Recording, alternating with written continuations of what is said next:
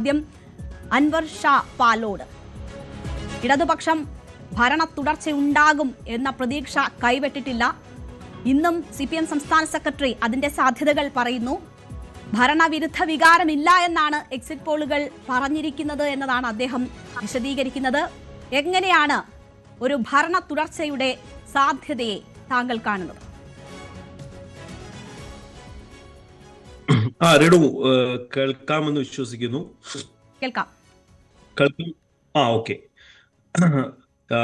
CPM-ന്റെ സംസ്ഥാന സെക്രട്ടറിയും LDF-ഉം എല്ലാം തന്നെ കൃത്യമായി വിലയിരുത്തിയിരിക്കുന്നത് കഴിഞ്ഞ 10 വർഷമായി ഇടതുപക്ഷം കേരളത്തിലെ ജനങ്ങൾക്ക് വേണ്ടി ചെയ്ത വികസന ക്ഷേമ പ്രവർത്തനങ്ങളുടെ തുടർച്ചയായിട്ട് ചെയ്യാൻ കേരളത്തിലെ ജനങ്ങൾ മൂന്നാം തവണയും LDF സർക്കാരിന് ഒരു അവസരം നൽകും എന്ന് കൃത്യമായിട്ടുള്ള വിലയിരുത്തലുണ്ട്. നിയമസഭാ തെരഞ്ഞെടുപ്പിലെ LDF-ന്റെ പ്രകടനമുണ്ട്.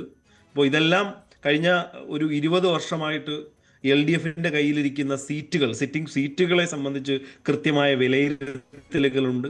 ക്ഷേമ പ്രവർത്തനങ്ങളെ കുറിച്ചുള്ള വിലയിരുത്തലുണ്ട്. ഇതെല്ലാം വിലയിരുത്തിയതിനു ശേഷമാണ്, അതൊരു എക്സിറ്റ് പോളിന്റെ അടിസ്ഥാനത്തിലൊന്നുമല്ല, നമ്മൾ മെയ് 4-ാം തീയതി ഒരു എക്സാക്ട് പോളിന്റെ അടിസ്ഥാനത്തിൽ തന്നെയാണ് വിലയിരുത്തുന്നത്. അതുകൊണ്ട് LDF-ന് തുടർച്ചയായിട്ട് മൂന്നാം തവണയും അധികാരത്തിലെത്താൻ കഴിയും എന്നുള്ള ആത്മവിശ്വാസം തന്നെയാണുള്ളത്. ഇപ്പോൾ UDF-നെ സംബന്ധിച്ച് UDF കഴിഞ്ഞ 10 വർഷമായി അധികാരത്തിൽ ഇല്ലാത്തതിനാൽ അവരെ ജനങ്ങൾ തിരികെ കൊണ്ടുവരും എന്നുള്ള ഒരു പ്രതീക്ഷയാണ് അവർക്ക്.